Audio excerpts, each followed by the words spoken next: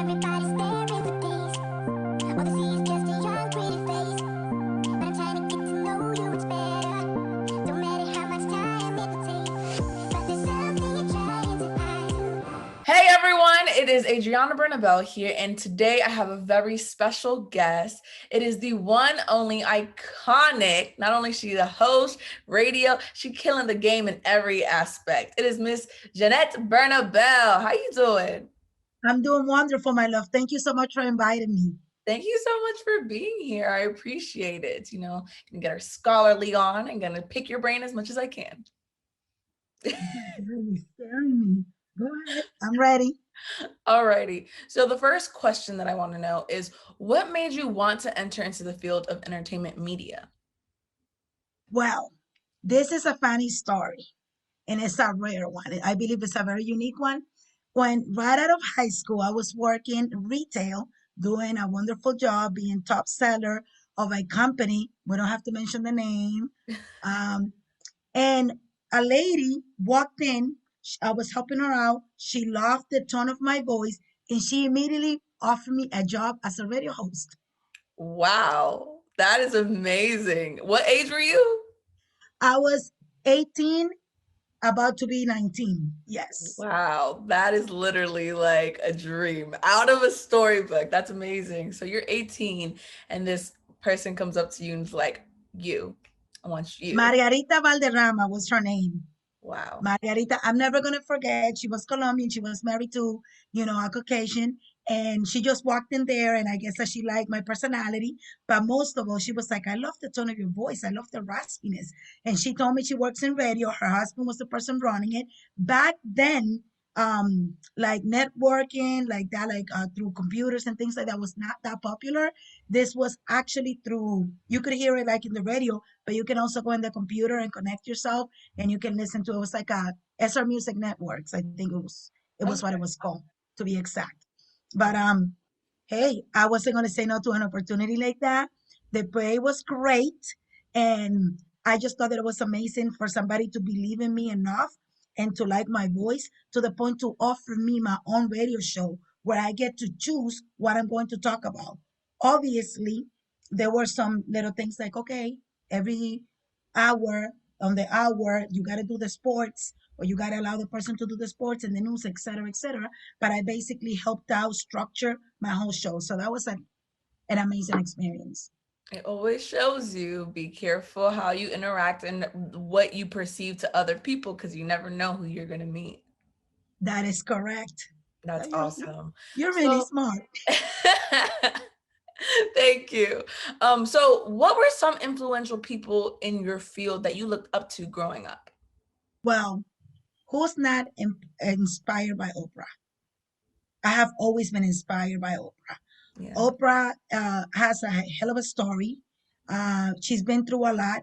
She has always pulled through. She has helped so many people. She's so motivational, inspirational, and I have always been inspired mostly by Oprah and the ways that she does things. Obviously, there's other people, but I don't think the at the level of Oprah for me. I don't think so. So Yeah, Oprah, Oprah's I would top say. tier, 100%. Like she doesn't have that much competition. There's people under Oprah, but Oprah's like the top level. You know what I mean? That is correct. She's just completely amazing. And her story allows me to see that God gives you what you need, not what you want. And that everything that you go through in life is necessary to build you into the person you're supposed to be so you can accomplish your purpose. So Oprah went through a lot of bad things. I would say bad things because nobody wants to go through that. But that actually helped her become the person that she is today. Agreed. I 100% agree with that. So in terms of representation in the media, representation is super important, especially growing up, right? So what ways do you feel it has improved or evolved? And what ways do you feel like it still has to improve? Hmm. Media and specifically radio, I feel like it has done a lot of work. It has evolved a lot because back in the days, people used to like fake their voice. everybody used the same exact tone, especially in Spanish radio. Everybody felt like I'm talking normal to you with my tone of voice, but people, especially Spanish people, and some of them still try to do this day. They go like, "Okay, estamos aquí en los Power 800," and then they try to do like this fake voice that they believe is the right voice, taking me back to Margarita saying like, "I like your tone of voice," the rasping and the power. Yeah. So people used to fake the voice back when, and now and they used to have like a more, I don't want to say sophisticated, but like you got to be like more serious. This is radio. It's about seriousness. And I feel that throughout the years and the decades, people are more relaxed. They're more themselves. I mean, with social media out there, Instagram, Facebook, for the people that still use it, Twitter, and so many other platforms, I feel that people are learning to understand that being yourself is good enough, Mhm. and that you're not going to make it by pretending to be somebody else. You're going to make it by showing the world that you are truly original and that you are yourself. So I think that it has evolved for the Spanish radio. It hasn't evolved as much as I wanted it to, and it's because in Spanish radio, and I know that this is not for everybody, they usually want the girl to play the fresca. You know what I mean? They usually want the image for the girl to be like kind of like the flirt girl. You know what I mean? This and that, and I feel that they're not ready for educated females in the radio unless you are the main host or you own your radio show. And and that, I feel like that's being like pushed. So if you want to do radio and you are part of the Hispanic community and you want to be in the top radio, as soon as you walk in there, they treat you like, I don't want to say this, but I'm going to say it like a piece of meat. Like, okay, oh my God, you're cute, you're pretty. Oh my God, your outfit or this. Okay, you're going to sit here. I'm going to say these things. You're going to laugh. You're going to pretend that you like it. You know what I mean? They don't tell you this, but they just jump right in. And I'm talking from my own experience. I'm talking from my own experience. And I'm sorry that I'm going from evolving to this, but I think that it's important because it does have a part of it in the sense that females, just like it's evolving for the men, we have to be ourselves. And we all bring something completely different, a different tone of voice, a different type of look. You know what I mean? And I just feel like they make it like, okay, you're the girl, so you're gonna be there. Oh yes, no, oh yes, daddy. No, it's not happening. We are educated, we are powerful, we have a lot to offer, we have a lot to bring to the table. So we shouldn't be afraid to eat alone if that's the offer that they're gonna have for us. Yeah. So evolving, slowly evolving. Um, Hispanics, we can do better. We Yeah. can do better. We can try to give our female hosts a better opportunity, a better outlook, and to allow them to be themselves, and not be so afraid to, oh my God, what is he going to come up with? People going to like her? Are we going to get the ratings that we need? You know, you don't need every girl to be the same. Now, if that's your personality, super flirty, and you want to be that, then, kudos to you. That's your personality. But if it's not mine, I'm not going to go play that. 100%. No, I think it's funny that you even mentioned that because I don't know if you're familiar with this, but women haven't really been in radio. It's until like 100 years was the first woman who had her own radio show. And when you think of the numbers, it's like, wait, only 100 years? That could be literally somebody's like grandparent, like remembering the days, watching back, like, oh yeah, I remember back in the day in 1920 when they had the first woman or the first person of color to have their own radio shows. And it's just like to see the place that we've come from that point, even with doing like my research about it. From the lady of radio was Miss Kate Smith, right? And she ended up doing from radio into her own show. And then even there was a husband and a wife, right? A Mhm. double team. it was, they were the Fitzgeralds, and the woman's role, you know, she wanted it to be home, and that was the first time like radio was like at home, because she wanted it to have a domestic type of field, and to see the evolution of women taking the domestic type, like let me cook and clean and give you the tea on that, to having a mind of their own, like the Mhm. Angie Martinez's, the Oprah Winfrey's, like all these greats, the Angela Yee's, like us being able to talk and in our own community to our community, is just it's crazy to think that that's within 100 years span. Like, wow. And yes, that is completely impressive, and that's like the reason why I feel so empowered when I do radio. I feel like it's a big responsibility when you come on the radio as a female, because you are representing thousands, millions of women that want to voice their opinion, that wants a different angle, that want an opportunity. So once we hit that place, the pressure goes on. Like if you're given an opportunity to be in radio, don't just go there and be like,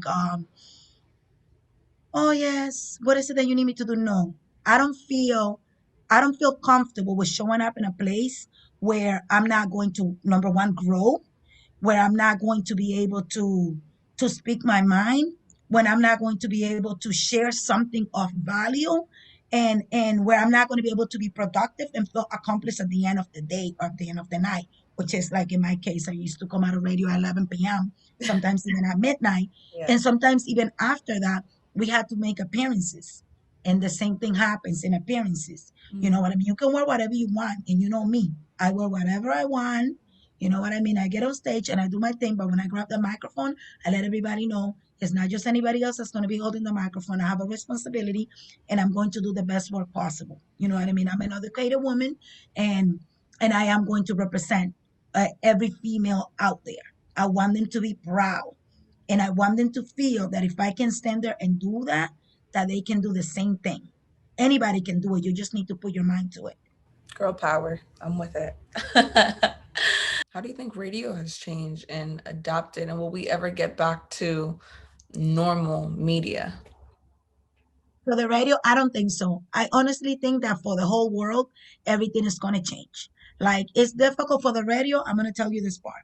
For the radio, um, they have to adapt.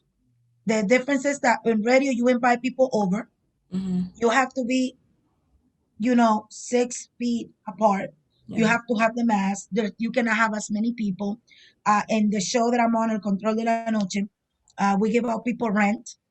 We pay the rent every single month to a person. Everybody puts their name. Then we do a drawing, etc. And we used to have like the sponsors there, and we used to do a party, and restaurants used to send the food because everybody want to be a part of this great thing, which is to pay somebody's rent. Yeah. And it's not like that anymore. It's not like that now. It's okay, we can have one or two people. We're going to have the person that's going to sign the check or this and that. The person that's going to come pick up the check going to have to come another day.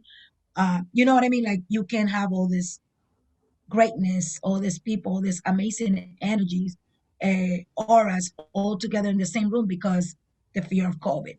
um, Also, I think that a lot of people are afraid to just sit there. You're talking una cabina enclosed, Yeah. and you have to protect the sound. And anybody sneezes, even if you have a mask, you're going to be like, don't sneeze, don't breathe, don't talk, don't do anything. So um, I don't know. It's kind of difficult, and I think it has changed for different type of radio stations. It has changed in different ways. Yeah. So it's tough. It's tough. I think about it all the time.